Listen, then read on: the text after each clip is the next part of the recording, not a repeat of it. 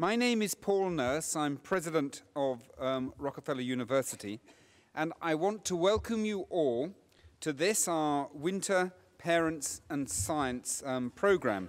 It's the second of 3 programs that we're hosting this academic year, especially designed for parents.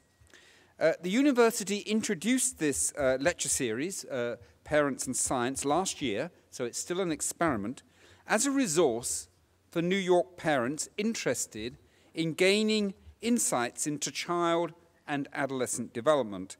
And we've been delighted by a really enthusiastic response to these lectures. But I certainly want to thank you all for coming today, braving the cold to be with us.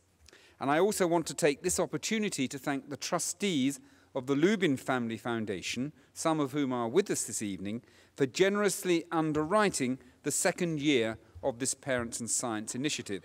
And their ongoing support of this lecture series is greatly appreciated. Now, I just want to say a few words to those who are perhaps visiting this university for the first time. I want to first welcome you here, give you a special welcome, and secondly hope that tonight's program will better acquaint you with this rather extraordinary institution, one of the unknown secrets of New York, if I might say. It is indeed the first biomedical research institution of its kind in the United States. It was founded in 1901 and has made a number of extremely important contributions to biomedicine recognized throughout the world. Some of these I will just briefly mention. One was discovering that DNA is the basic material of heredity. That was discovered in the hospital just across the outside there when you depart. Determining that cancer can be caused by a virus, discovered in the first decades of the Institute, and more recently discovering that an obesity gene and also a weight-regulating hormone, leptin, which I'm sure many of you are familiar with. Now, despite the fact that this research university has never had more than 70 faculty at any one time, and often far fewer than that in its earlier years, 23 scientists associated with Rockefeller have received the Nobel Prize, either in medicine, physiology or medicine, or in chemistry. And this is really an extraordinary track record of success for such a tiny institution. And I want to put this number in perspective for you. If Rockefeller University were a country, not a tiny Upper East Side research institution, if it were a country, it would be ranked 4th in Nobel Prizes in medicine and chemistry, behind the United States, Britain, and Germany, and as it happens, ahead of France, which would be ranked 5th. 4 of Rockefeller's 23 Nobel laureates received their prizes in the past decade, so this isn't resting on past laurels. There are other metrics, however, of a university's excellence. 20 Rockefeller scientists have received the Albert Lasker Award, often known as the American Nobel. 13 university investigators have garnered the National Medal of Science, nation's greatest scientific honor. And very importantly, around 3/4, actually more than 3/4 of our current tenured faculty are members of the National Academy of Sciences. So this quality goes deep. If you want to know more about the university, just look in your programs today.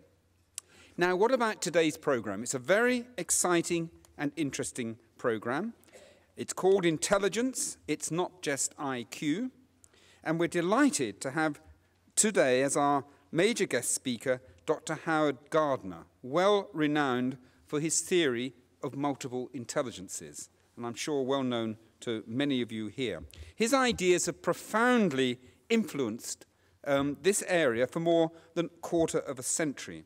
And in addition to his work on intelligence, he's also written on creativity, leadership, and ethics. And we may hear something about creativity, I've just heard this evening as well. As noted in your program, he's the recipient of many honors, including particularly a MacArthur Fellowship, often known as a Genius Award. Dr. Gardner is the John and Elizabeth Hobbs Professor of Cognition and Education at the Harvard Graduate School of Education. Last year, he was also the Jacob Javits Visiting Professor at NYU at New York University. And we're pleased to have Marion Javits here in the audience with us this evening.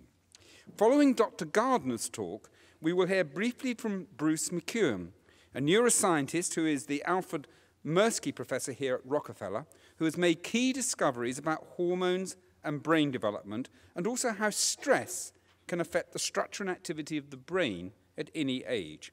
And after Bruce's talk, we will then take questions from the audience. So please hold your questions for that time, and I will chair questions from that round table over there. Well, that's enough from me. I now would like to ask Dr. Gardner to come to the podium, and please join me in welcoming him very lovely.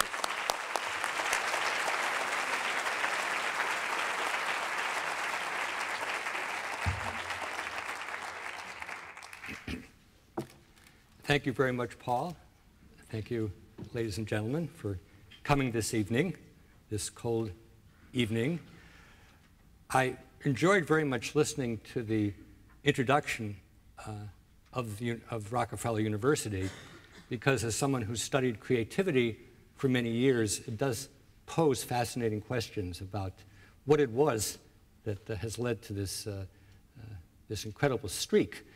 I hope it continues, and maybe we'll find a way of touching on that both in my comments and in my conversation with Bruce MCEWEN. I changed the topic slightly, in part because I did want to touch on creativity before the remarks are concluded. And in professorial fashion, I'm going to begin by talking about traditional views of intelligence and IQ. Those terms are often elided, but they're not the same. Introduce the theory that I developed now over 25 years ago.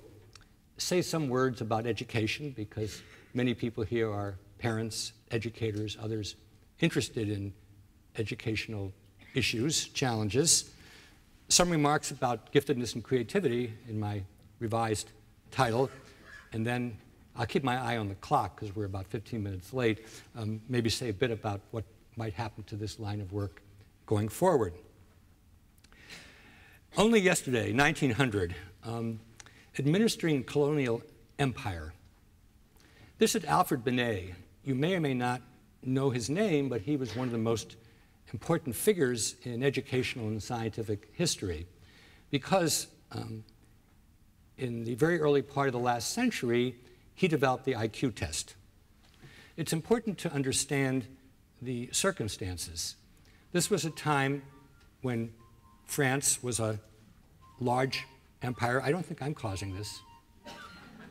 If I am, I have a new power that I was unaware of.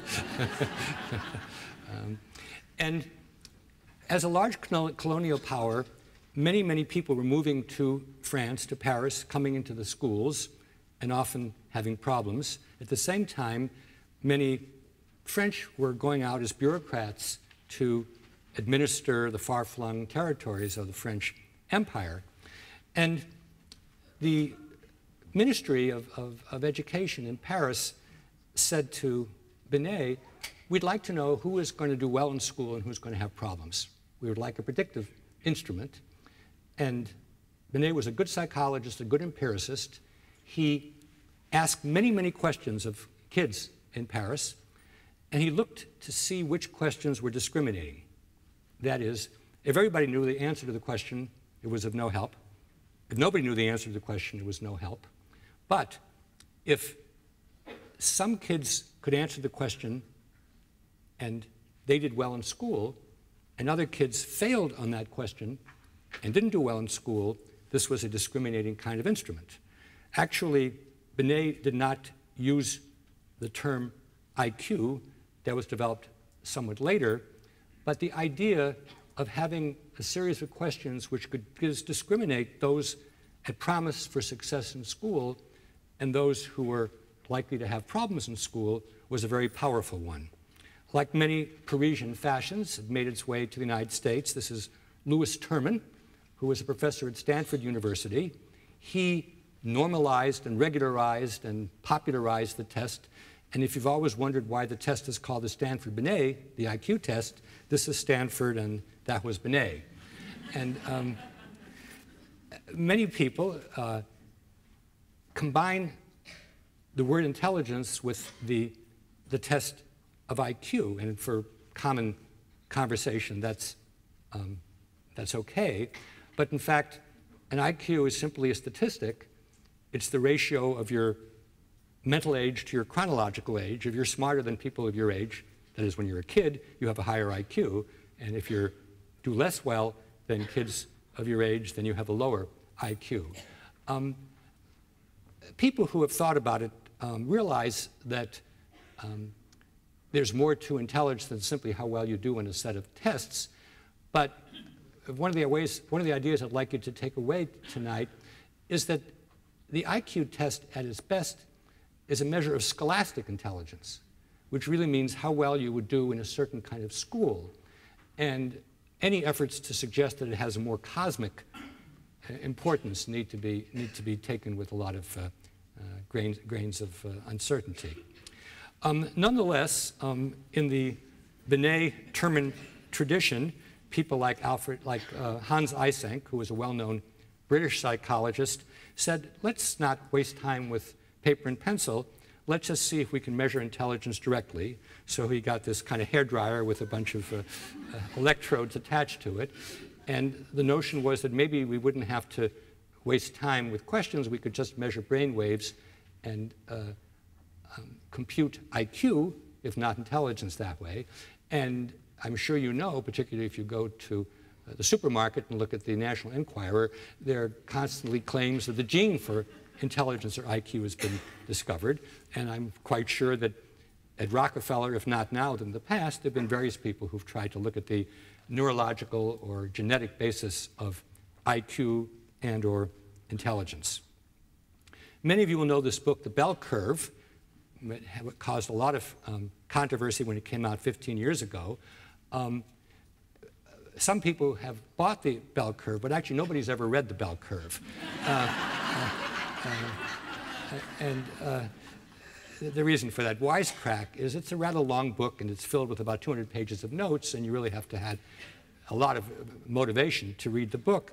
But it's not necessary, and that's because I don't even have to say with all due respect, but the IQ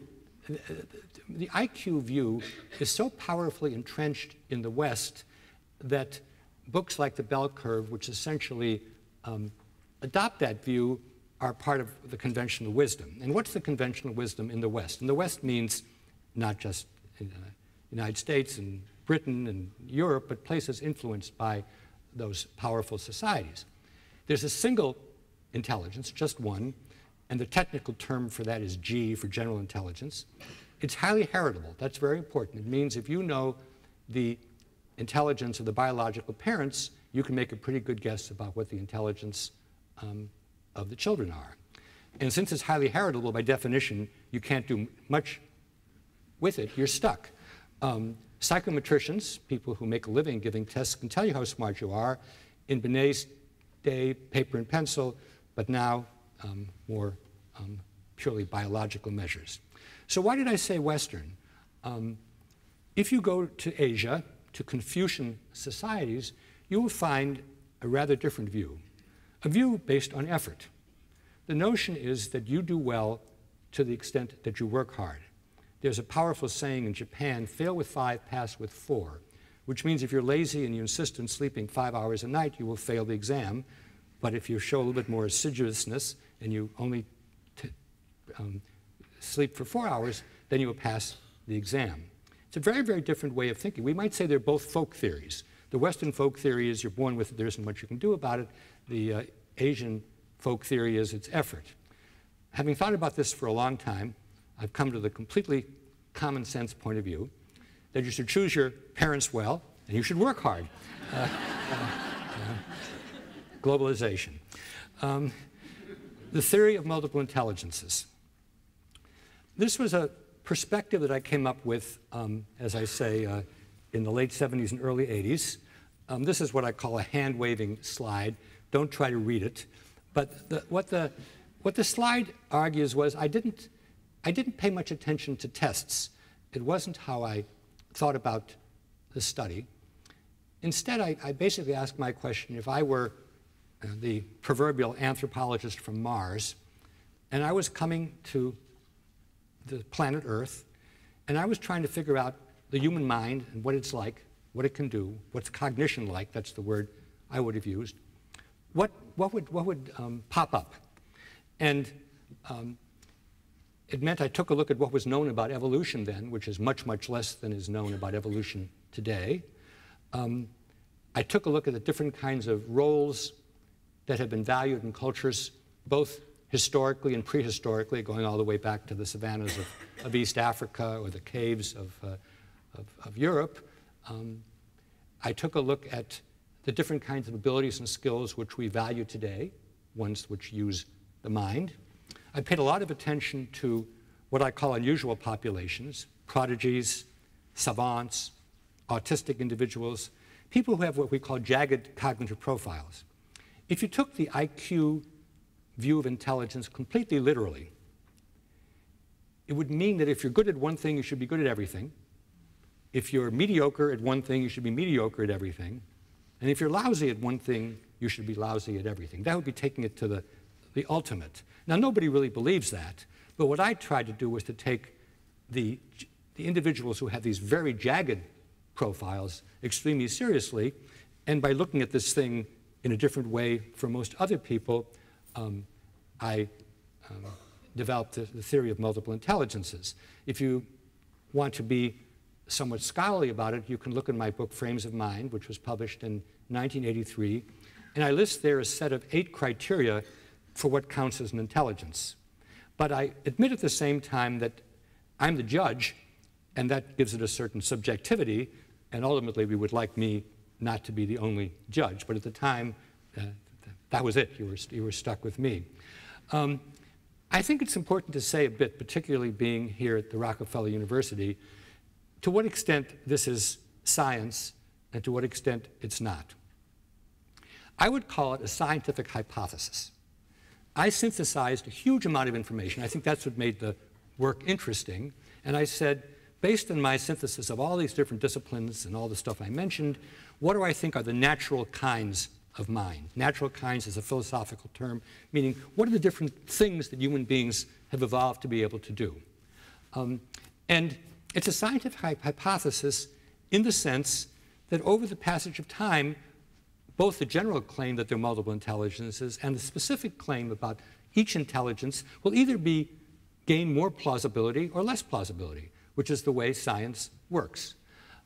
Many people say that the theory is not empirical. That's completely wrong. The theory is totally empirical, but it's not experimental. Let me give you that distinction. Experimental means you set up a lab experiment. You can do it with rats. You can do it with human beings. You have a hypothesis, a null hypothesis, and you prove it right or wrong, and then you go on to the next experiment. There are experiments that you could do which bear an MI, and we could talk about that. MI is, of course, the abbreviation. But it's entirely empirical in that I took a look at all this information and tried to make sense of it.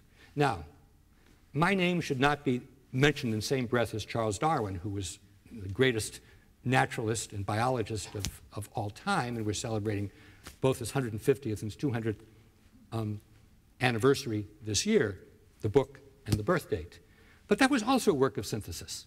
And even today, you can't do an experiment to show that Darwin is right or wrong. What you do is you collate huge amounts of information, and evolution is so much better an explanation than anything else that there is no real competitors as a scientific theory.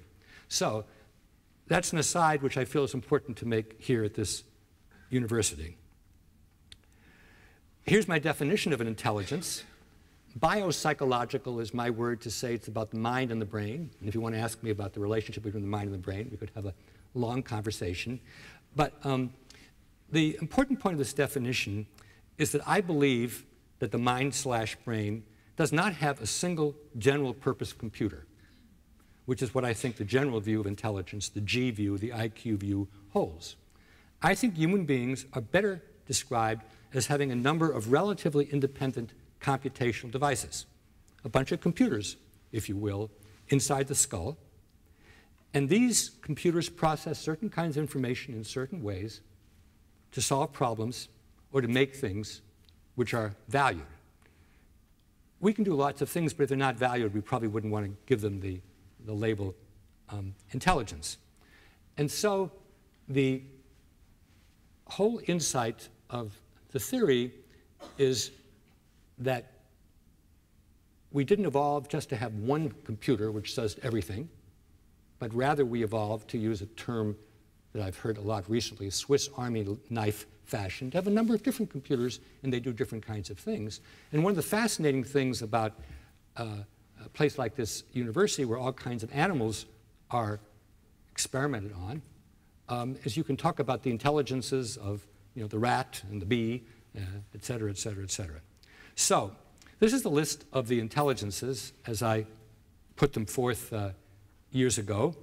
And to make them concrete, I present an individual who, in my view, would epitomize each of the intelligences. So this is a poet, Li Po, a Chinese poet of the Tang Dynasty. Poets exemplify linguistic intelligence. We were actually talking beforehand about John Updike. John Updike probably had a high IQ. He certainly had a very high linguistic intelligence, without question. Logical mathematical intelligence is the intelligence of the scientist, the mathematician, the logician. You can be very good in logic and math and not particularly good in language. You can be very good in language and not particularly good in logic and math. And I'm sure we all know people, maybe even our own children or grandchildren, who fill those categories. But if you are good in language and logic, you will do well in an IQ test, and you will probably do well in school. And as long as you stay in school, you'll think you're smart. But if you ever walk through Central Park at night, you may discover that there are other intelligences. So I think you all get the idea, so I'm going to just whiz through the other ones. Musical intelligence, spatial intelligence, large space like a navigator or pilot, more local space like a sculptor or chess player or neuroanatomist, bodily kinesthetic intelligence, using your whole body or parts of your body to solve problems or to make things, dancers, athletes, craftspeople, surgeons, high bodily kinesthetic intelligence. Interpersonal intelligence, understanding other people, what motivates them, how to work with them. Intrapersonal intelligence, understanding yourself, having a good working model of who you are, your strengths, how to proceed to cope. I originally had 7, but I then became convinced that there was an 8th intelligence, which I called the naturalist intelligence, and I already used the word in referring to Charles Darwin. The naturalist intelligence is the capacity to make consequential discriminations in the world of nature.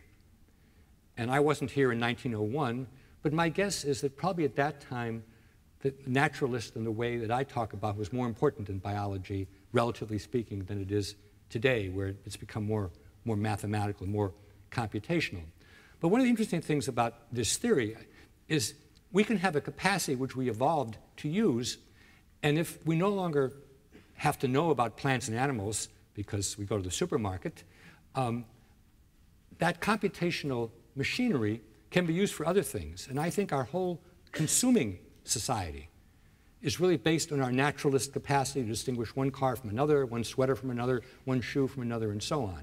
So if my theory is right, something that we evolved to do wouldn't atrophy quickly, but it might well get captured by some other kind of skill that's needed for a more complex division of labor society.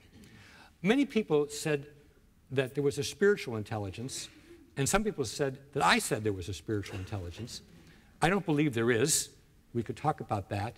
But I think there might be a 9th intelligence, which I've given the deliberately colorless name existential intelligence. And to me, the existential intelligence is a distinctly human intelligence. Some of the other intelligences obviously exist in many other species. It's the human capacity to ask big questions. Questions about existence, questions about things which are too large or too tiny to perceive. Kids do it, philosophers do it, artists do it. What's going to happen to us? What is death? What is love? Why do people fight? Those are existential questions. You might say, well, since you're the judge, why don't you just say there's an existential intelligence and get on with it? I would like there to be better neurological evidence that there may be parts of our nervous system which have evolved particularly to deal with existential kinds of questions. Maybe that's something we could chat about a bit, but I'm going to leave that as a promissory note for later. So, what does the theory claim? It has two interesting scientific claims. Number one, we all have these intelligences. All of us, unless we are grossly abnormal, have got these 8 or 9 computers. That's what makes us human, cognitively speaking.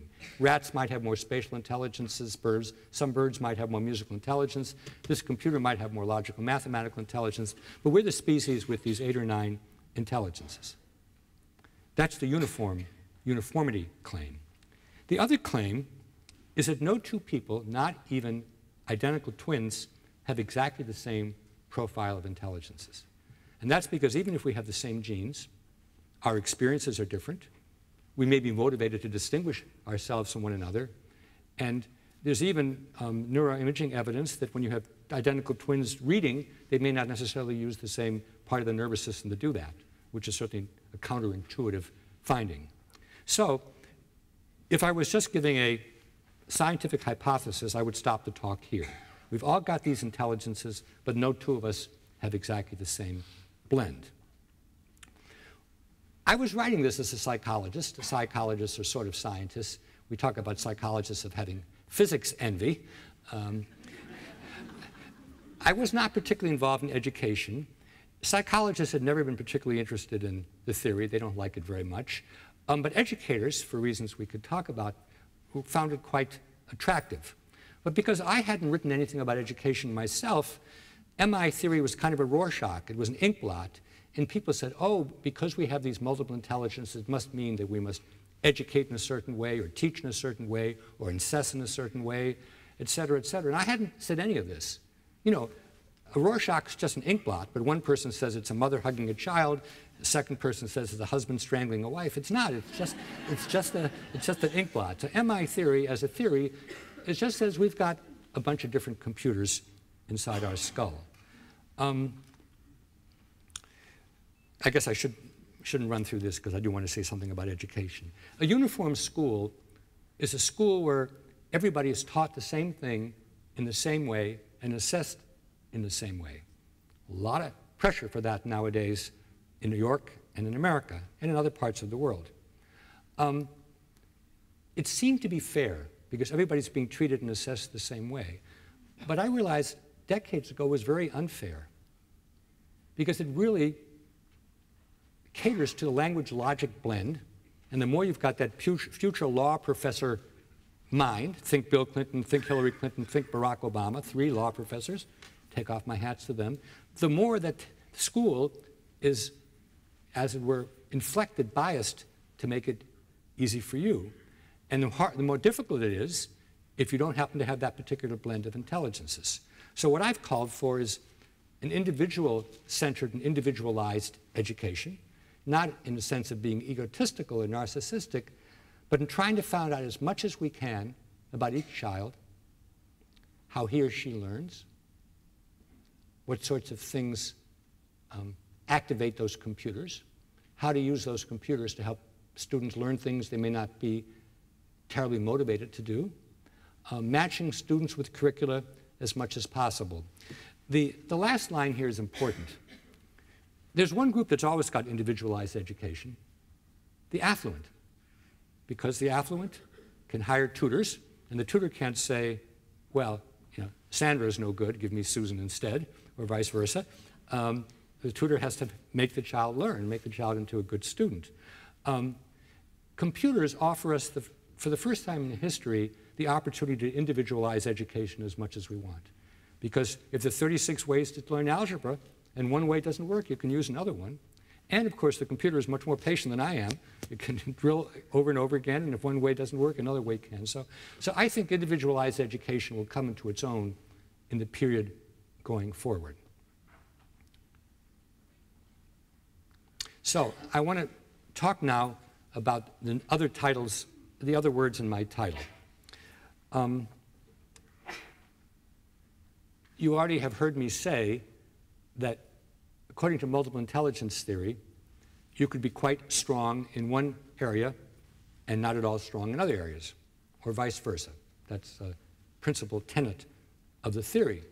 So a person could be very smart in music, or very smart in body use, or very smart in understanding other people, and not particularly strong in other areas.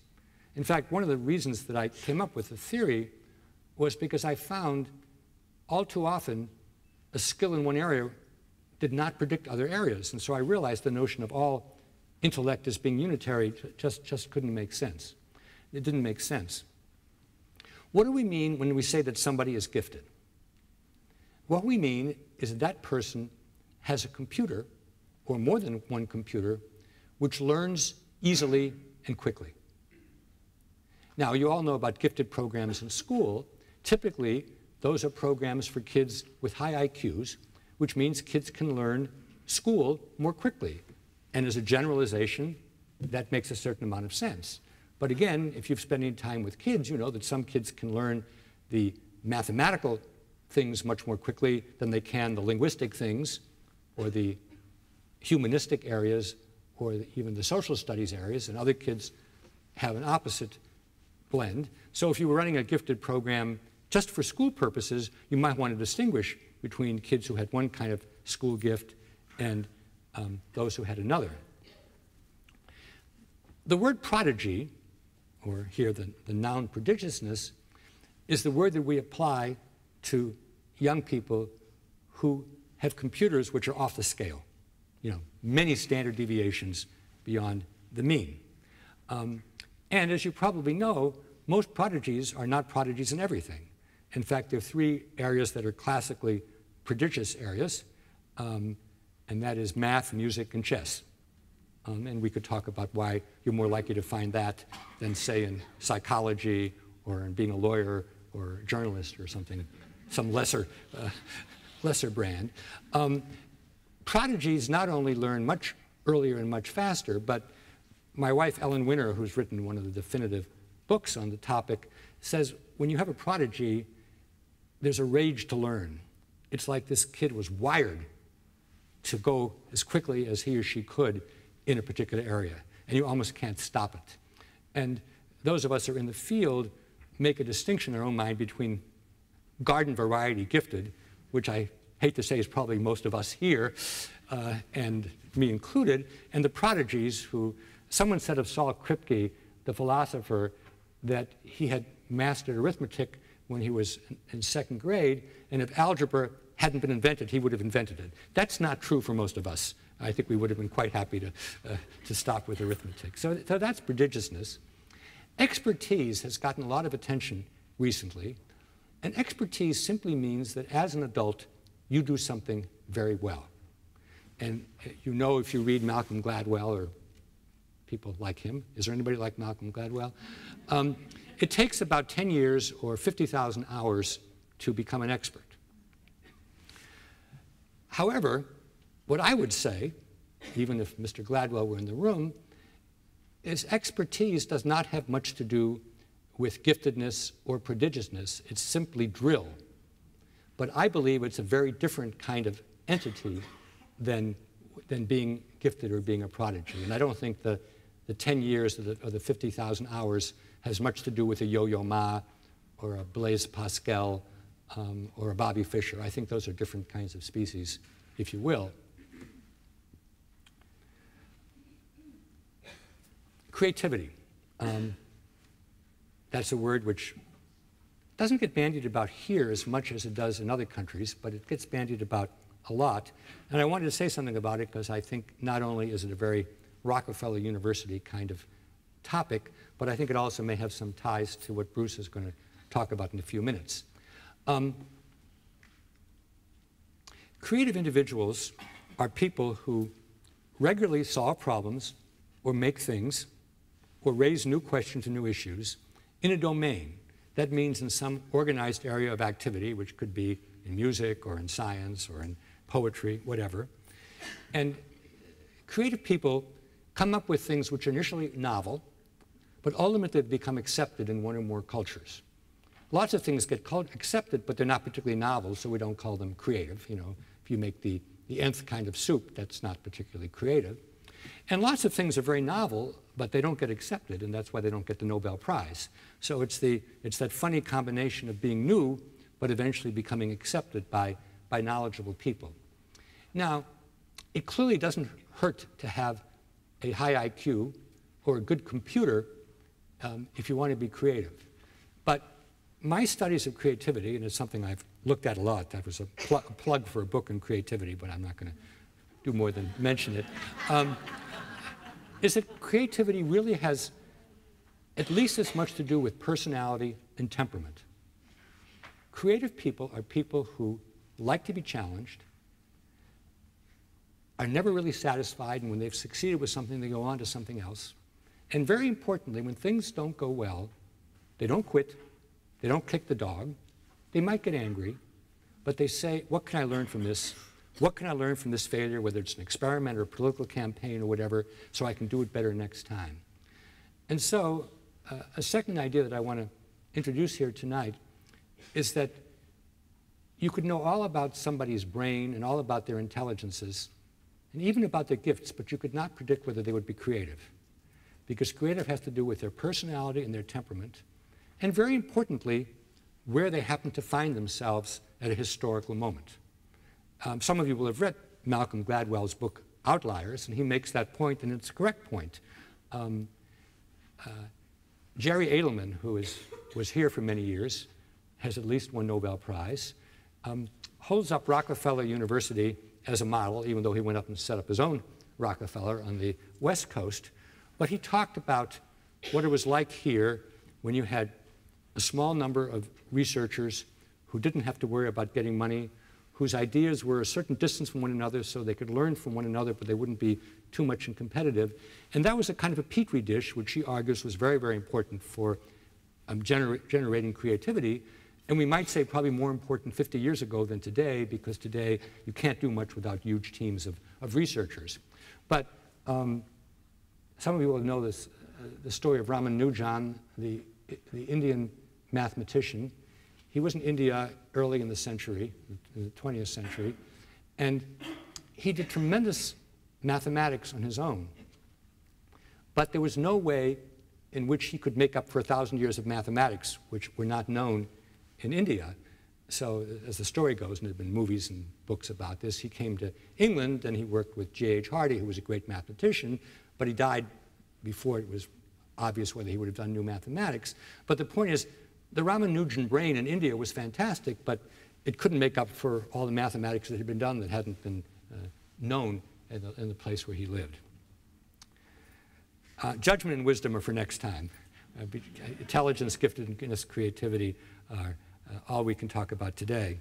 So I promised you tomorrow, so I'm going to go through tomorrow at a fairly crisp pace. How broad should our concept of an intellect be? How best should we assess in the future? A topic I've become interested in, what happens to our intelligence as we get old. And then the work I've been doing now, which is going beyond intelligence and creativity. As you probably know, a lot of work on intelligence. Dan Goleman wrote about emotional intelligence and social intelligence. Robert Coles about moral intelligence. This is the intelligence we could use more of, financial intelligence. But this is actually a 20-year-old magazine cover with Peter Lynch, who looked 20 years younger. This is the Fidelity guy.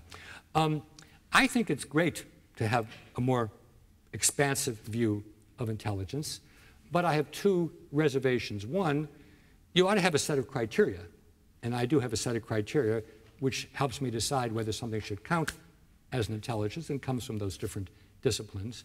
Number two, you should not collapse having a good computer, having an excellent computer, with the computer being used for things that you approve of. Because many people use high intelligence, or for that matter, high creativity, to do dastardly things. And some of the definitions of intelligence smuggle in the kind of person we would like to have, along with how efficient the computer is. And I think that's a a dangerous thing to do conceptually. The push all in the academy is to find the pure test of intelligence, the single question or set of questions to ask how smart somebody is, or this funny notion of electrodes but I think this is a fool's errand. I don't think intellect will ever be accessible apart from contexts, and that we have to know where the person lives, what opportunities are available to them, how motivated they are, if we really want to make a sensible comment about their intelligence. And some decades ago, with colleagues, we developed something called Project Spectrum. It was for young kids in preschool and first grade, and it was an effort to try to assess their intelligences when they were very young, because I do think these individual differences can be detected in early life. But rather than a paper and pencil test or a Stanford Binet or Wechsler WISC test, we created a very rich environment which had all kinds of materials in it which kids found interesting. If they didn't find them interesting, we wouldn't keep them. So there were objects that kids could take apart and put together, like a doorknob or a meat grinder. These are Montessori bells, which kids can use to make up melodies, to copy out melodies that they've heard, to make pitch discriminations and so on. We provided lots of materials to build things with, pipe cleaners, Play-Doh, so the kids could make dramatic scenes and act them out, tell stories. We had a naturalist corner where we brought in objects for kids to look at with naked eye or under magnification, and for them to describe them and to group them and so on. We had a lot of board games. Board games, of course, get at numerical capacities, but they also get at social intelligence, because until you're 4 years or so, it's actually a sign of precocity if you cheat, because it means you know the other person doesn't know what you know. After that, well, don't get me started on the political scene. And this was a very clever device which Janet Stork invented. In the classroom, we provided a bunch of wooden blocks, and we asked kids to recreate the large classroom in miniature. And then we had little pieces of wood in which we pasted photographs of the kids and the teachers, and we asked the kids who plays with whom, who likes whom, who was doing what. And this is the kind of instrument I really like. It's an unobtrusive measure of your spatial ability and your personal intelligences, because you won't do well on the rebuilding unless you have some spatial sense. But if you don't pay attention to the human realm, you can get an A at MIT and flunk out on social intelligence. It's very different kinds of things. So that's the kind of assessment that I would like. And if any of you has a free day, and better yet, a private plane, and you don't own a bank that's failing, fly to Danfoss Universe, which is a theme park in southwest Denmark. I've been there several times. They have something called the Explorama, which is 50 different games which anybody from 5 to 100 can play, and each of the games, by argument, uses a different intelligence. This was set up without my knowledge, but I spent, I mean, they invited me because they knew I was doing this sort of stuff. I defy anybody to spend a morning or an afternoon at Danfoss Universe and not develop an intuition of multiple intelligences. And even if at the end of the day, the bad guys turn out to be more correct scientifically than I am, life is short, and we have to make choices about how we spend our time. And that's where I think the multiple intelligences way of thinking about things will continue to be useful, even if the scientific evidence doesn't support it. What happens to intelligence when we get old? You all look much younger than that, but this is my graduating class. I believe all of us continue to have multiple intelligences, but they go underground. We can't see them. You've all been sitting very nicely and politely and maybe taking a few notes. And I don't know whether you're daydreaming or planning your house or listening to music or twiddling your thumbs. It isn't noticeable the way it is with, I can take a 5-year-old to a children's museum for a morning and I learn a tremendous amount about that child's intelligence, but it's not as easy to do with adults. If anything, I think that we probably become more idiosyncratic as we get older in the way that we make sense of things.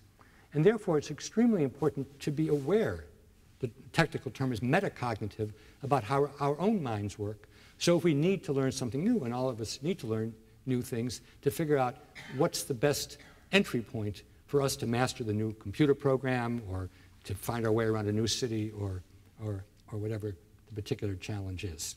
So, final point. I've spent my life studying intelligence, giftedness, creativity, and I can't complain. I've been very lucky to study these things. But I realize that they are amoral. That was the point I was making earlier. Both Goethe and Goebbels were masters of the German language. Goethe used it to write great poetry and drama. Goebbels used it to foment hatred. He was a propagandist. Nelson Mandela and Slobodan Milosevic both have a lot of interpersonal intelligence. They know how to get people to do things, but obviously they don't use it in the same way. So, for the last 15 years, in combination with Bill Damon and Mike Csikszentmihalyi, I've been studying good work. And good work is examining what happens when people use their intellect, their gifts, their leadership, their creative ability for positive ends, not just to beat up on other people, not even just to accumulate as much capital as they can, but rather to think about how to use their skills and abilities for a wider good, how to use it in a more responsible kind of way. And I'll give you a website in a moment if you want to follow more about that work. That's really what I'm spending all my time on these days. Summary. Yesterday, the IQ test, a single instrument, counter to the Asian belief in effort as being more important. Today, but not only I, interested in the range of computational devices we may have and how they work. Tomorrow, a continuing struggle about how to define intellect, whether it's singular or pluralistic, how best to assess it, how best to measure it, and how to help those of us who are no longer young mobilize our intellect as best we can. And I want to close with a thought which I actually got from this man. This is Ralph Waldo Emerson, as portrayed on a Barnes & Noble shopping bag. And Emerson said very memorably, character is more important than intellect. We value intellect, and I value it too. How could I not?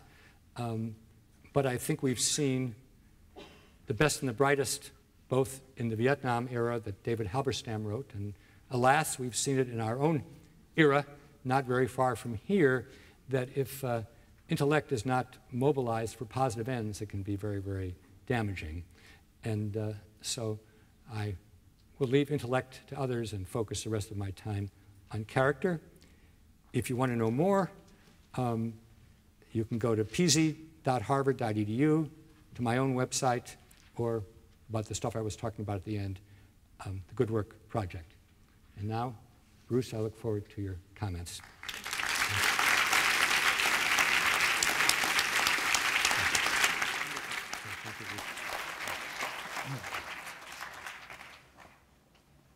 So that was a wonderful talk, and what I want to do while the slides are being set up is to talk very briefly about the very simple thesis that in order for any of us to fulfill our potential and do creative things, we have to learn how to manage the stress that is in our lives.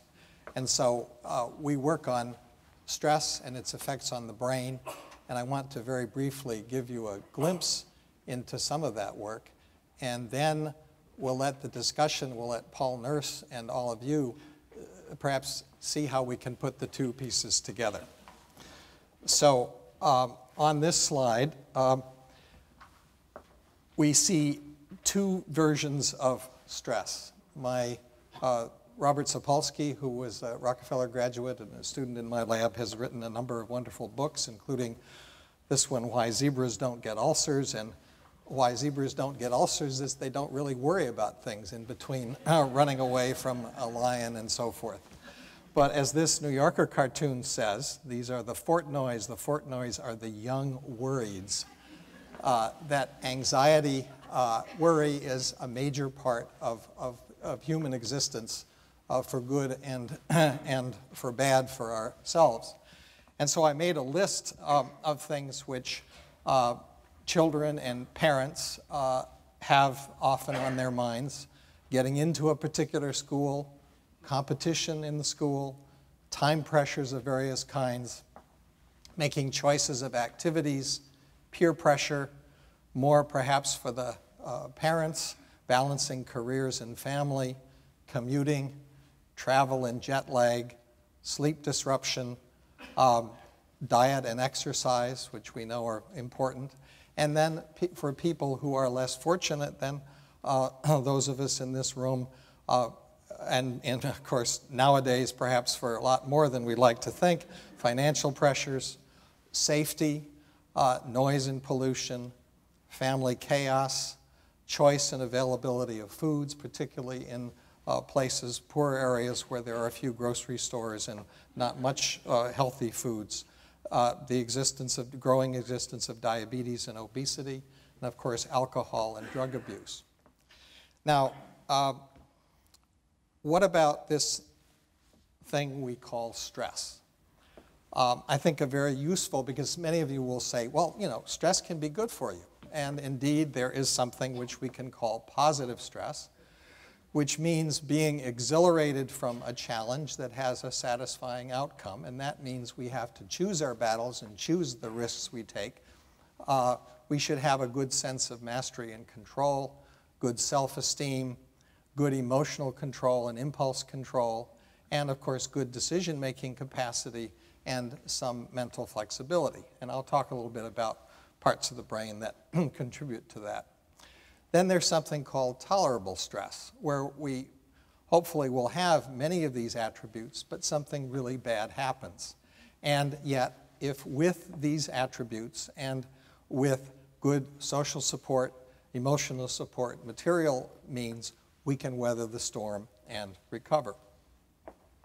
And then there's something called toxic stress, which I think almost speaks for itself, where we may have low self-esteem, perhaps poor emotional impulse control, impaired judgment, perhaps in part the result of chaos, abuse in our early life, neglect, something called risky families, cold, unemotional family settings, and the absence of emotional support and stability, leaving us with very little ability to weather these storms. And then there are consequences for the brain and the body that can result in serious illness, mental and physical illness.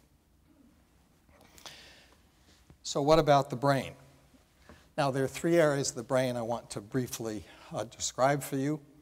The amygdala, which is an area here in the human brain that is important in emotions, emotional memories, both positive and negative, fear, anxiety, and aggression. There's the hippocampus, which is here, looks like an elongated banana. It's important for contextual memory, for example, remembering where you were and what you were doing when something emotionally charged took place. It helps us remember events in our daily lives and helps us with our spatial memory. And there's some evidence that shows that people with low self-esteem have a smaller hippocampus. And this is a sort of an intriguing finding. I'll come back to why and what it means is not clear. And then there's the prefrontal cortex, which has many very important roles in what I was talking about in the previous slide: decision-making, working memory, emotional and impulse control, and cognitive flexibility. Now, what our work and work in other laboratories has shown is that the adult brain is actually much more plastic and adaptable than we had given it credit for being. This is a nerve cell with the cell body and the nucleus, and these are dendrites, processes that receive synaptic inputs. A magnification of a dendrite is shown here. And the dendrites of some neurons in the brain are able to expand and contract as a result of different events, which I'll mention in a moment. The synapses on these dendrites can change in size and shape and even be replaced over time. And then in some areas of the brain, especially in this area of the brain, the hippocampus, there is limited replacement of nerve cells during adult life. And this notion of adult neurogenesis was shown here for the songbird brain by Fernando Nottebohm's laboratory, and actually shown in our laboratory, resurrecting information that was ignored for many years by Elizabeth Gould, who's now a professor at Princeton. So limited amounts of neurogenesis. Now we know that an enriched environment for a laboratory animal increases dendritic branching, increases spine synapse formation, new synapses, and increases the formation of nerve cells in the hippocampus. Exercise stimulates neurogenesis. I'll mention this again. Stress, I will describe in a moment, can have a number of effects on these morphologic changes. Drugs of abuse cause changes in structure and function of nerve cells in certain brain areas. Diabetes can actually impair the function of the hippocampus. And depression is associated with contraction both in the hippocampus and in the prefrontal cortex. So what we know is that when you repeatedly stress an animal, nothing painful, animal is just restrained so it can't move freely for a number of hours every day, that certain nerve cells, notably in the amygdala, grow and become larger, and the animal becomes more anxious and more aggressive. There's an area of the prefrontal cortex called the orbital frontal cortex in which similar changes take place. In the hippocampus and the medial part of the prefrontal cortex, the same repeated stress causes dendrites to retract and certain synaptic connections to be reduced in number. But as this slide makes clear, the title of the slide, this is a reversible process. These neurons change, but they don't, when they shrink, they don't necessarily die. In fact, there's very little evidence for death of neurons as a result of this kind of stress. It's a reversible process. Now, how do we translate this to the human brain? Well, I'm going to talk about a study that began with a rat study done by a recent MD PhD student, Connor Liston. He used this chronic stress I've described briefly and found that in the medial prefrontal cortex, there was a contraction of these dendrites and a reduction of synaptic connections. And it happens that that part of the prefrontal cortex is important for a form of mental flexibility, which he showed then in chronically stressed animals was deficient. Other investigators had shown that making a lesion of this area causes a permanent deficit in this particular kind of mental flexibility. But fortunately, with repeated stress, this was a reversible deficit in this attention set shifting task of mental flexibility. Now,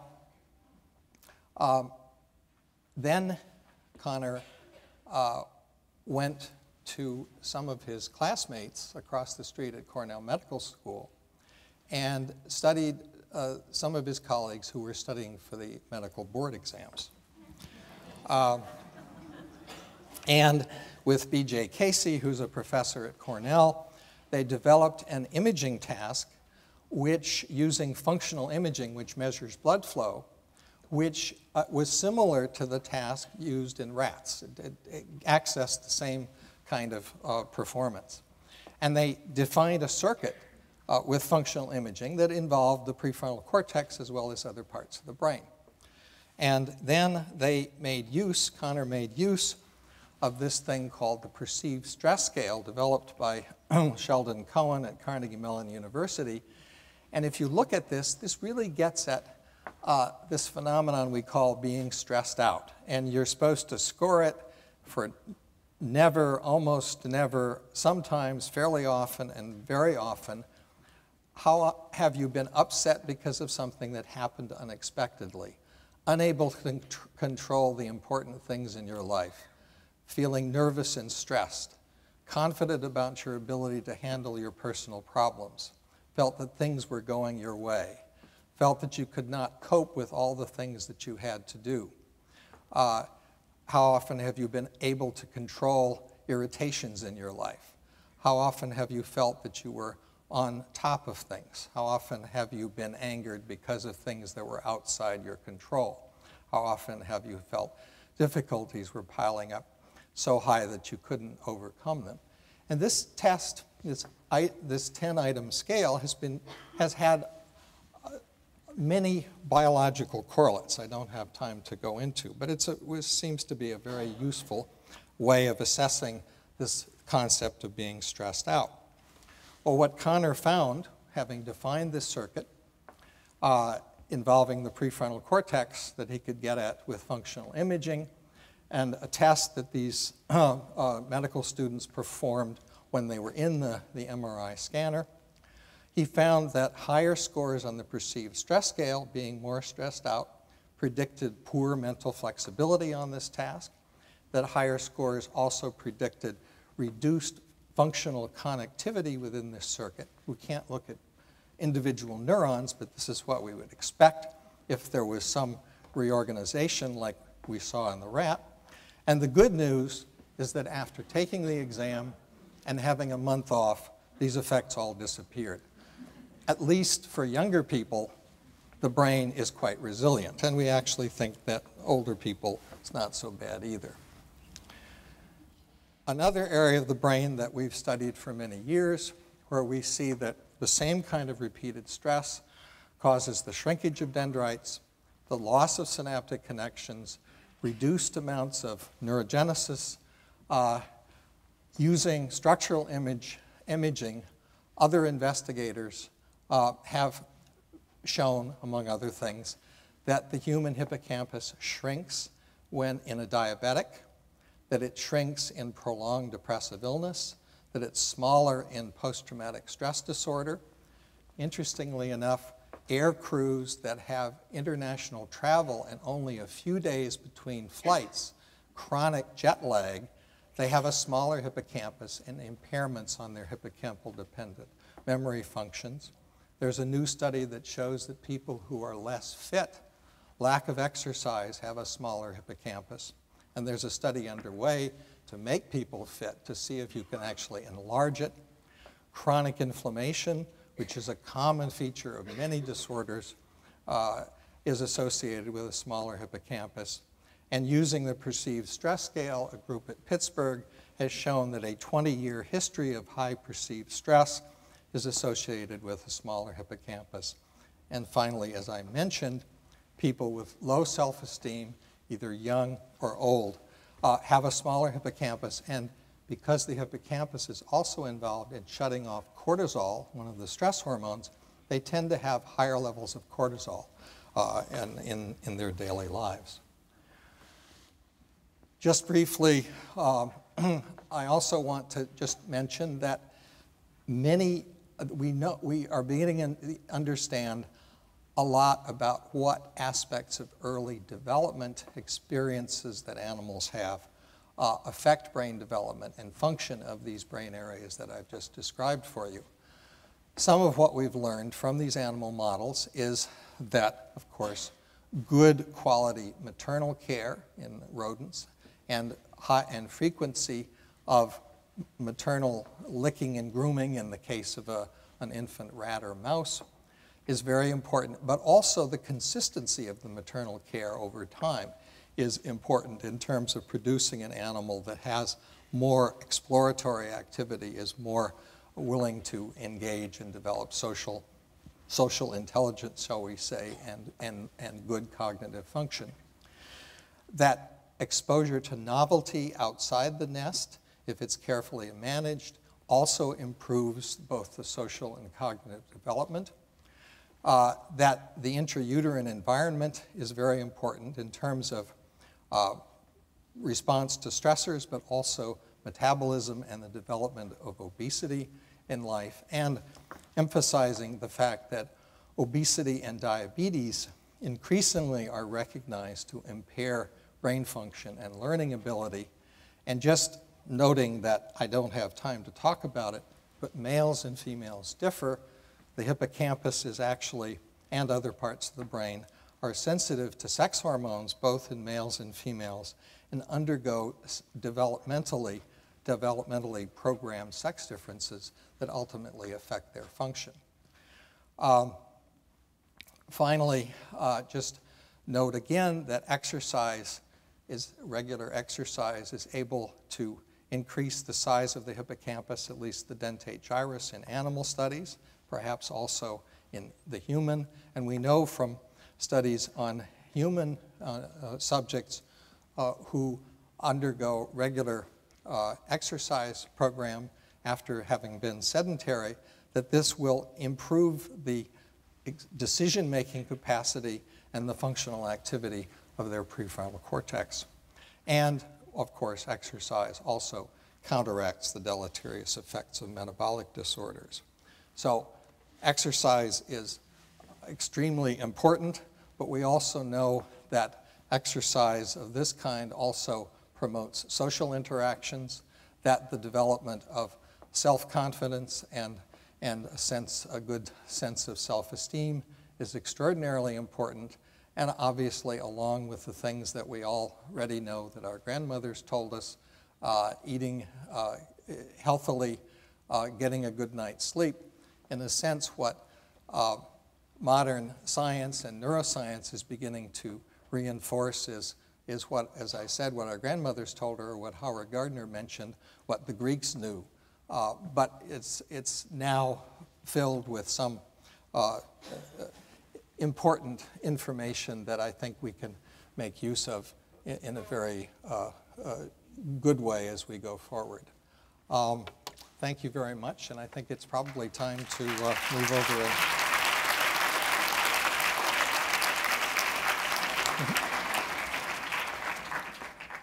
Thank you, Howard. Thank you, Bruce. We're now going to turn over to Q&A. So our two speakers are happy here to take questions. First of all, this evening has been spectacular, so thank you all.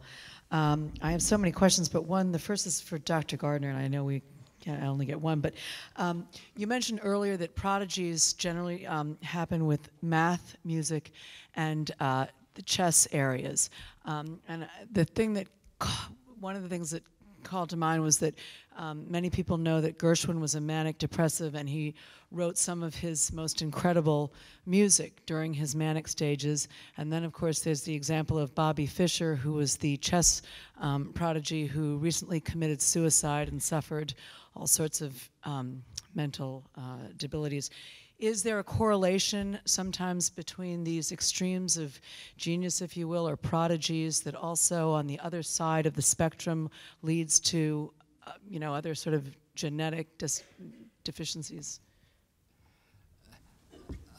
Unfortunately, even if these things are necessary, they're not sufficient. So it's not the case that just because somebody has either genetic disorder or some kind of a psychopathology based on trauma, that there's any necessary link to great creativity. I think what we know both from history biography and from more rigorous studies is that there are people who are able to take misfortune, whether it's physical misfortune or biographical misfortune, and make something of it. And I guess in your terms that would be stress that was at least tolerable, and I think we can also say there's a lot of evidence for this, that people who have, very smooth lives with very little trauma may go on to lead perfectly happy lives, but they're not likely to do something very creative. In fact, let me just give one very interesting finding from the Terman study. Terman was the man who took the Stanford Binet and regularized it. He studied 1,500 so-called geniuses who lived in California in the early part of the 20th century. They were called termites because Terman studied them. And he followed them their whole lives. And these were people who had very high IQs when they were young. They all turned out to be quite, not all, especially the men turned out to be quite successful middle-class people. The women had more problems. There was not a single outstanding creator in the whole group. Terman missed both William Shockley, who won the Nobel Prize and was a nut, and Richard Nixon. I won't characterize him further. And I think that's a wonderful example of how having a high IQ and having high intelligence makes you a person who's likely to be a successful professional, but if anything, minimizes the likelihood that you're going to do something unusual. But I think I would make a big difference between Gershwin and Fisher. I think Fisher was a distinct paranoid personality. I don't know that he killed himself, but he came to an early death. I am not aware that Gershwin had unusual psychopathology. They thought he did, and he went to psychiatrists, but in fact he died of a brain tumor. So, you want to? Bruce, anything on stress to add? Yeah, I think I won't add anything to this one. Good.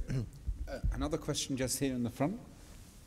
Howard, can you comment on whether creativity is teachable, or is it something more innate? Creativity is definitely not innate.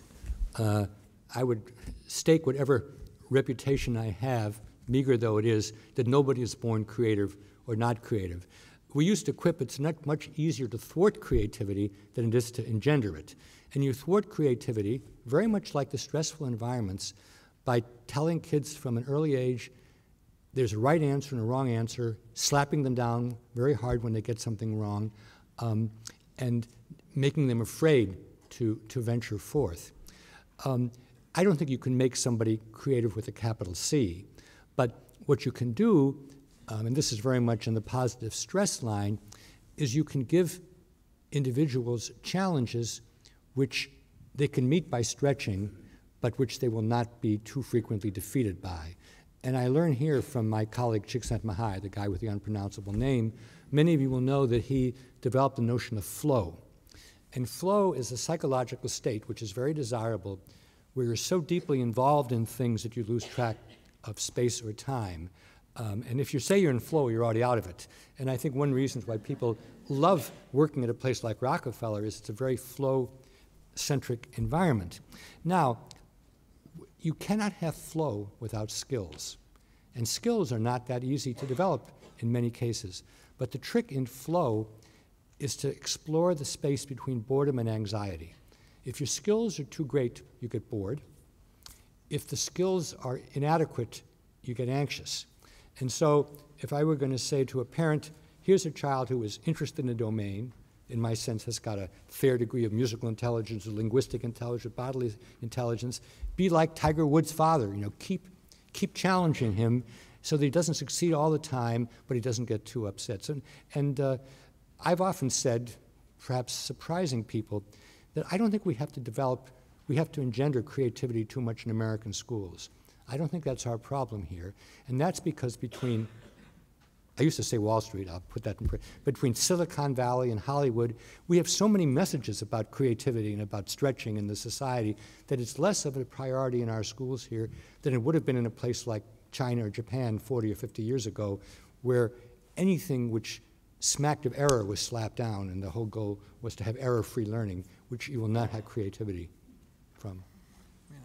I think this balance that we associate with the prefrontal cortex between risk-taking and controlling impulsiveness is very important as the child learns to, as you just said, to develop some sense of its own ability to master things and take risks, but not risks that are impossible.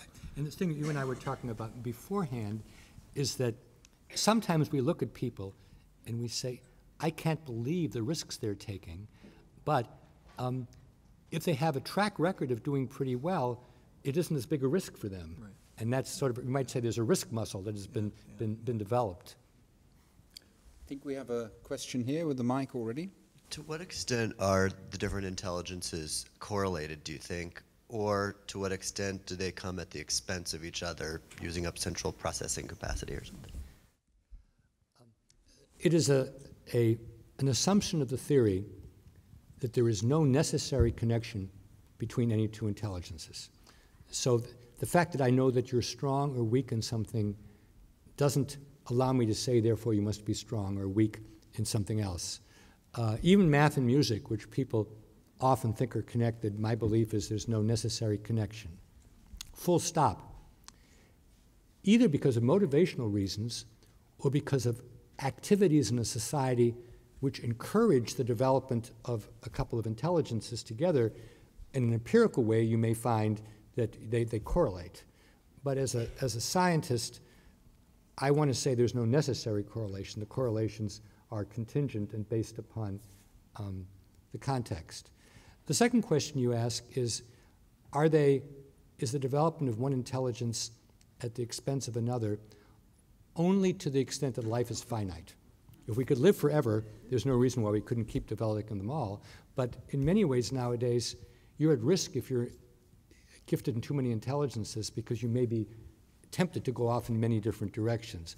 One of the slides I didn't show, but those of you who read fast could pick it up, is between a laser and a searchlight intelligence. A laser intelligence is when you're very, very strong in one area and you really push it. And I used examples of, I think, Mozart and Einstein. And often that's more adaptive than having a lot of different intelligences but being tempted to do many, many different things. But it's the finitude of life that gets us in trouble. I think there's a question here in the second row. Yeah, and then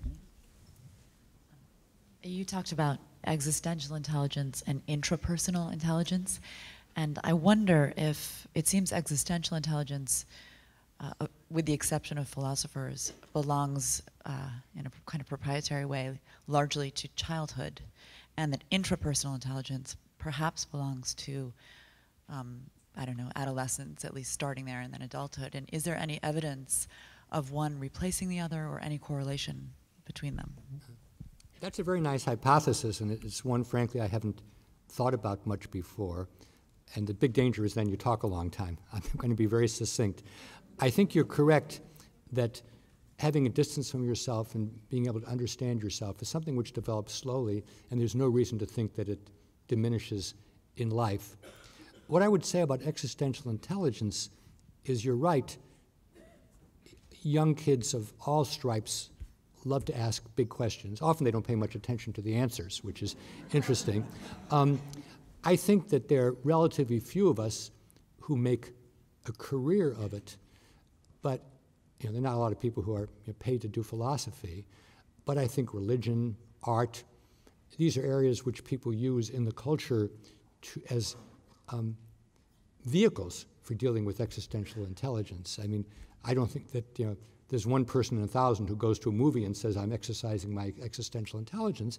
But the movies we go to and are moved by are by, whether it's the Slumdog Millionaire, or Gran Torino, which I haven't seen. I mean, these are things which wrestle with those big questions. But unless you talk about a lot afterwards, then it may not be so conscious. What about empathy? In your last discussion of good works and the difference between people who use their intelligence for good and for ill. The way we define good work is actually a bit beyond the slide I showed. We think that good work is a combination of three words beginning with the letter E: technical excellence, personal engagement, and being carried out in an ethical way. And we've written a lot about this, so I'm not going to belabor the point. People have said that there should be a fourth E, namely empathy. And I've thought a lot about that, and a bit like existential intelligence, I might be nudging toward it. But let me tell you about an interesting finding from the Good Work Project. We interviewed over 1,200 people in depth in 9 different professions. This was a very large research project. And people who do good work that we admire in terms of its technical excellence and its ethics, can have different kinds of empathy. And let me give the interesting finding. People who are in medicine or teaching or social work typically talk about the relationship to the student or the patient, you know, and an important part of what they do is the care or concern about the individual, and that's empathy with a very big E. People who are in fields like law and journalism do not talk in the same way. And medicine and science will be fascinating here because I know a lot of people here do both. They talk about their fidelity to certain values. In law, it's about the justice and about a fair society.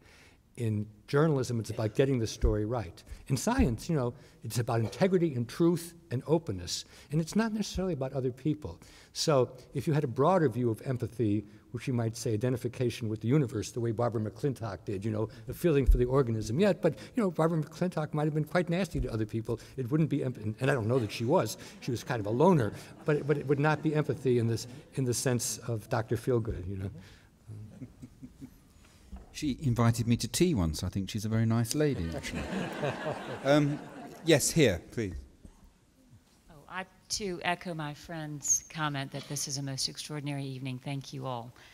I've often heard the saying that you're your own worst enemy, and I didn't know if this was a result of maybe a smaller area of the brain or a less developed intelligence, or if it was a result of maybe a damage growing up or an environmental factor. Well, I mean, two things that occur to me immediately are judgment and risk-taking, where one can get oneself in trouble, and also anxiety and being able to suppress, you know, ruminations, sort of the characteristics of an anxiety disorder, a mood disorder.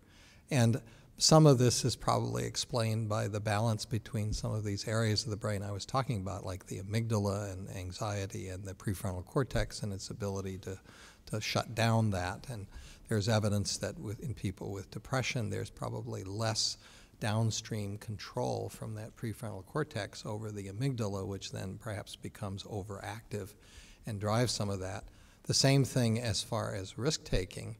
And I mean, there is a well-known study on vulnerability to depression is showing that it seems to be associated with the persistence of a person's choice to do rather risky, impossible things where they're always failing, and then in a sense responding to that failure with the sort of inevitable consequence. So those are just two examples I can think of right off the top of my head. You would certainly hope that intrapersonal intelligence, whatever it is, would be protective against being your own worst enemy, but I don't think necessarily. I mean, I think there are people who know themselves very well and are totally miserable, and they become writers, and we...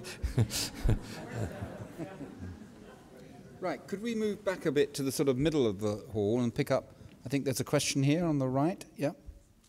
No, just behind, yeah.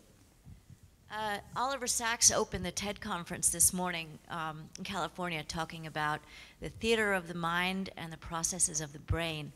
And in terms of your definition and discussion about creativity, I wanted to ask your opinion on the value of creativity in physical therapy, in mental therapy, and in the classroom with young children in terms of its terribly undervalued sense in public school curriculums across the country.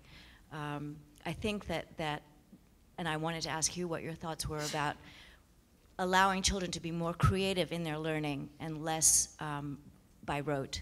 Thank you. It is amazing that nowadays one can watch the TED conference presumably on your computer, right? Yeah, that's amazing. I'm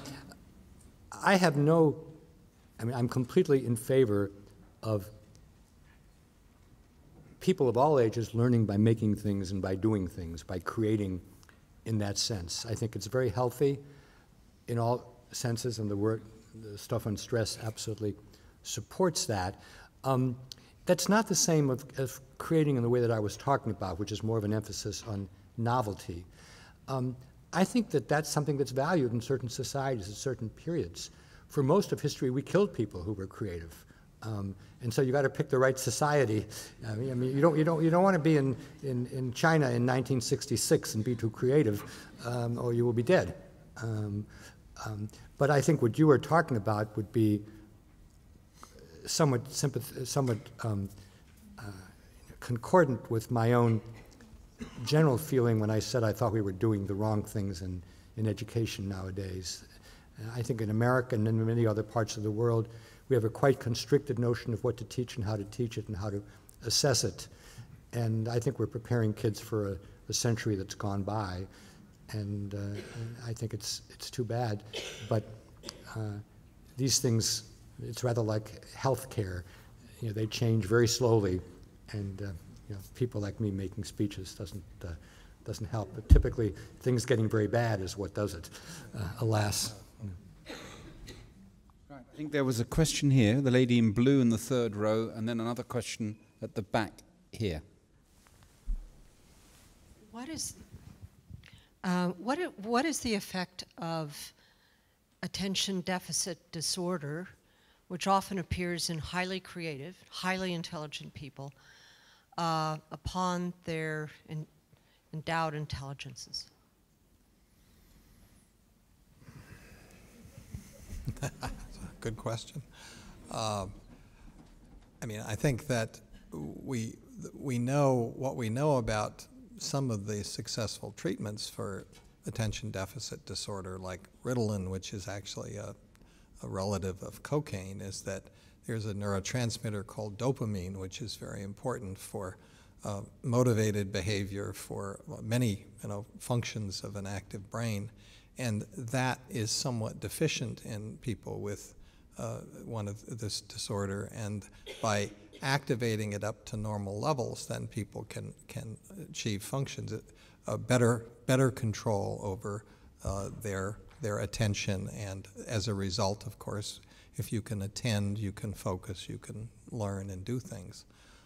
People who take Ritalin who don't need it, you have a sort of mild cocaine high, so that you don't want to give it to, you don't want to give it to everybody. So it's a good example of a sort of chemical imbalance that can be normalized. But what it does, to a person's intelligence, I would say probably frustration is one of the biggest consequences, and internalized stress. In fact, this is true, I think, of almost any emotionally related or cognitive disorder. Is the person knows they're out of sync with the rest of the world. They're not able to do what they want to do. Kids in school, in one of these more rigid school systems, they can't keep up, so they turn to other people with similar problems and tend to then go down a path that is not constructive for them or for the class. So that's very important to try to handle that, and I guess Howard would know, perhaps be able to tell us much more about schools that attempt to deal with people with special needs and how that can help them, perhaps help themselves. Actually, Howard doesn't know much about that, but you actually gave me a great example, best example that I've heard of what's wrong with non-contextualized assessment of intellect. Because, if you sit down a child with some kind of an attentional problem and you expect him to, in a finite amount of time, answer a bunch of preset questions, you can get an assessment of his intellect which would be completely aberrant. This doesn't mean because people have attentional disorders are necessarily smart in any way, just because somebody has a genetic problem or a manic depressive problem, it doesn't mean they're necessarily going to be creative. But what it means is you have to go the extra mile to figure out what are the circumstances under which I can assess what this child's potential is. And then here's the educational challenge: how can create something which isn't so uniform that it destroys somebody who is eccentric, who's a round peg in a square hole. Question there on the upper right, and if other people can wave if they have questions, we'll pick you up. Yep. Yes. Question is over here on the upper right. Here, over there. How much if any, role does mental speed or processing speed play a role in what you would define as various intelligences? It does, in the sense that I think if somebody is quote unquote high in intelligence, they can learn things relatively easy and relatively quickly. I mean, I'm quite musical. When I was young, I would hear something once or twice and I'd remember it. That's a great skill to have. But I'm going to give you a funny experience. About 10 years ago, ETS was thinking about making the SAT untimed. So I wrote an op-ed for the New York Times saying I thought everybody should be allowed to take it untimed, because as far as I was concerned, there are not many things in the world where being able to do it very quickly is important. I mean, obviously, we're very happy that airplane pilot could land in the Hudson, but I don't care with my students if it takes them 12 hours to write a good paper or 2 hours. I care that the paper is good. Never in my life have I had so many reactions. I was sitting in my computer, it was going bing, bing, bing. Half the people agreed, half the people didn't agree. The prototype person who didn't agree was a man who had succeeded more in his SAT than in life. And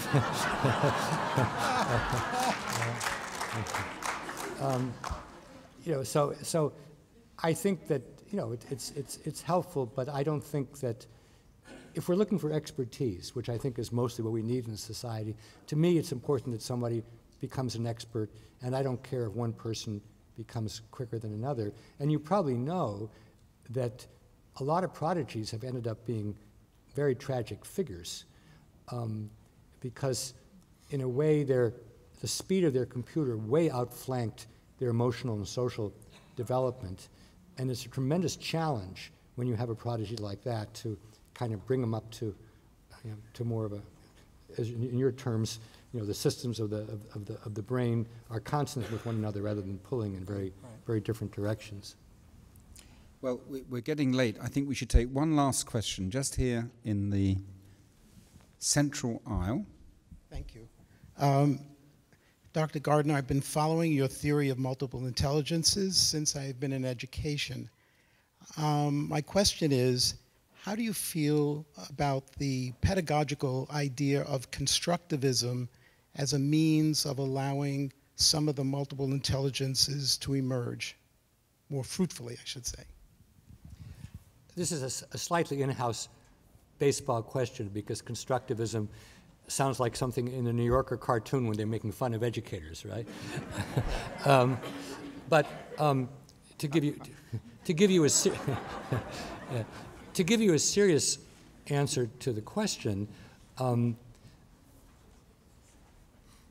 my whole education philosophy, whether it's about young children or about the students who I teach, who are graduate students primarily, is if you don't have the chance to invent and make, you can't really make something your own. As long as it's passed on in kind of a received wisdom way, you may score well on a test, but if you can't mobilize it, you can't use it. It's what Whitehead called inert knowledge. So I am profoundly a constructivist. There's no necessary connection between MI theory and constructivism. As I said, MI theory is just a claim we've got a bunch of computers rather than one, and you could believe that claim and not be a constructivist. But let me tell you one of the disappointing aspects of having watched a lot of stuff in my now quite long life. Wherever constructivism is pitted against direct instruction, and there's a vote, constructivism loses. As one of my colleagues said, in the battle between Dewey and Thorndike, Dewey being the constructivist, Thorndike at Teachers College being the behaviorist, in American education and education all over the world, Thorndike won. And I'll give you an explanation for this. I think the folk theory, the lay theory of learning is that there's somebody who knows a lot, and his or her job is to get it into your mind or brain as quickly as possible. And it's very hard to shake that that kind of folk theory. But certainly all the people I know who are accomplished, whether they're in science or art or craft, the received wisdom is not what made them special. It's that eventually, either at the beginning, if they went to a good constructivist school, or eventually they realized that they had to invent it for themselves. It couldn't be transmitted to them. But it doesn't win. But as I was making comments before about healthcare and other things, what may be right is not what necessarily evolves in a culture. And what we have to try to do is, if we don't agree with how it evolves, we have to try to change it. I'm not doing good work because I think that, the Good Work Project, because I think it's going to be successful. I'm doing it because I think it's the right thing to do. And I think Bruce's interest in, and I know he's very interested in social policy around health and around exercise and so on. Yeah, it may or may not have an effect, but we do it because we think it's right, and we hope that eventually a tipping point will be reached. Thank you.